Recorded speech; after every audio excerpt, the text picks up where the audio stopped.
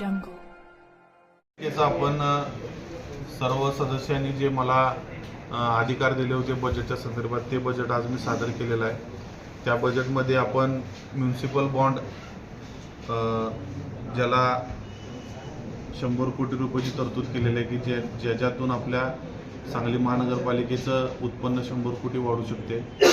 आणि urban challenge fund जे शहरी विकास आव्हान निधी जो असतो त्याचं एक 200 कोटी रुपयाचं आपण उत्पन्न वाढीमध्ये जे धरलेले असे 300 कोटीचं आपण एक उपाययोजना केलेली आहे, की ज्यातनं आपल्या शहरातील उत्पन्न वाढणार आहे. शाळांसाठी सुद्धा आपण चांगल्या पद्धतीचा निधी तिन्ही शहरातील 51 शाळांसाठी आपण प्रत्येकी 10 लाख रुपये प्रमाणे निधी धरलेला आहे. सांगलीत पर्यटनाच्या दृष्टीतून जे आपलं पक्षी संग्रहालय झालं आहे तिथं आपण मत्स्यालय सुद्धा उभा करतो. यावर्षी आपण बजेटमध्ये धरलेलं आहे, जेणेकरून पक्षी आणि मासे विविध प्रकारचे शहरातील लहान मुलांना, नागरिकांना, ज्येष्ठ नागरिकांना बघता येतील आणि मनोरंजन तिथं आपलं त्यांचं करता येईल.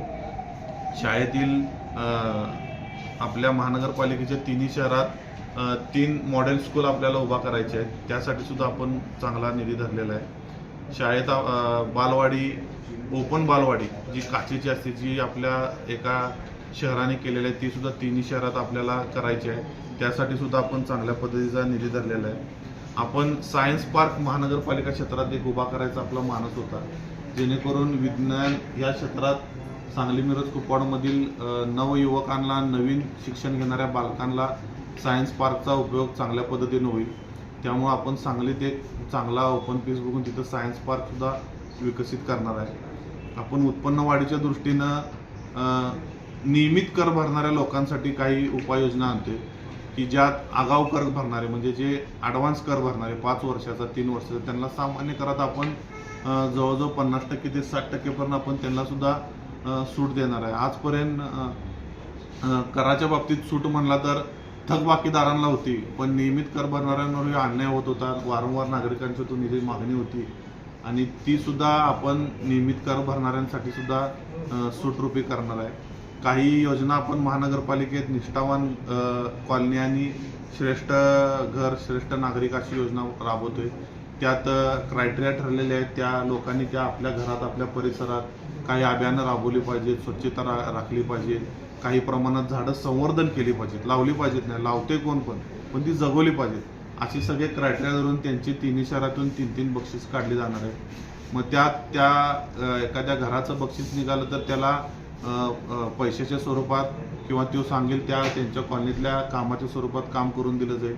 आणि एखादी कॉलनी मोठी प्रमाणात असेल, तिथं 50-100 कुटुंब राहत असतात, त्यांनी जर ही योजना राबवली असेल, ती जर त्या क्रायटेरियात बसत असतील तर त्यांचं सुद्धा एखादं 5-10 लाख रुपयाचं काम महापौर फंडातनं किंवा महापालिकेच्या फंडातनं किंवा त्यांना रोख स्वरूपात बक्षीस देऊन असं काय आपण करता येते का, अशा पद्धतीनं आपण कुठलीही करवाढ नाही, यात कुठलाही नागरिकांवर बोजा वाढणार नाही याची सगळी दक्षता घेऊन क्रीडा क्षेत्रासाठी सुद्धा सांगलीतील आपली 3 क्रीडा हे आहेत. सांगलीत 2, मिरजेत 1 आणि कुपवाडला 1, की क्रीडा खेळणाऱ्या युवकांसाठी, ज्येष्ठ नागरिक व्यायाम जातात त्यांच्यासाठी आपली जी शिवाजी स्टेडियम आहे, आंबेडकर स्टेडियम आहे, मिरजेचं शिवाजी स्टेडियम आहे, कुपवाडचं मदनभाऊ मिनी स्टेडियम आहे, ही सगळी आपल्याला सुव्यवस्थित आणायची, की जेणेकरून तिथं आपल्या सांगलीतून एवढ्या प्रमाणात पोलीस भरती असू देईल, काही ऑफिसर झाल्यात, काही खेळातनं मोठे नॅशनल खेळाडू झाल्यात, या सर्वांना आपल्या आता अभाव जो शहरातील क्रीडांगणातून व्हायला, ते सगळे आपल्याला दूर करून शहरातील क्रीडांगणं विकसित करायचे आहेत. त्यासाठी सुद्धा चांगल्या पद्धतीनं निधी धरलेला आहे. आपल्या शहरात भरपूर वर्षापूर्वीचा एक आपला छत्रपती शिवाजी महाराजांचा पुतळा आहे मारुती चौकात, त्याचं सुशोभीकरण, तो पुतळा आता त्याची हाईट कमी होत चालल्या रस्ता वाढल्यामुळे, तर त्याची उंची वाढवणे, त्याचं सुशोभीकरण करणे, शिवशंभू सृष्टी निर्माण करणे सांगली शहरात, ही एक आमची भावना सर्व शिवप्रेमी, शिवशंभू प्रेमींची होती. ती भावना भरपूर वर्षाची त्यांची मागणी होती, ती आम्ही प्रामुख्याने या बजेटमध्ये धरलेली आहे. संभाजी महाराजांचा पुतळा सांगलीत व्हावा, त्याची वर्क ऑर्डर झाल्या, पण तिथली काही कामं थोड्या प्रमाणात राहिले. मिरजेत संभाजी महाराजांचा पुतळा व्हावा, तिथल्या शिवप्रेमींची, संभाजी महाराजांवर प्रेम करणाऱ्या कार्यकर्त्यांची मागणी, तिथल्या सुद्धा संभाजी महाराजांच्या पुतळ्याला निधी धरलेला आहे. आपल्याला कुपवाडमध्ये सुद्धा बसवेश्वरांचं स्मारक एक करायचं आहे. शरद पाटलांच्या नावाने एक बाग विकसित करायची आहे. कुपवाडमध्ये सुद्धा आपल्याला स्टेडियम मदन मोहनच्या नावाने ते सुद्धा विकसित करायचे. असे तिन्ही शहरांचा समतोल विकास सर्व क्षेत्रातला धरून आपण आजचं हे बजेट सादर केलेलं आहे.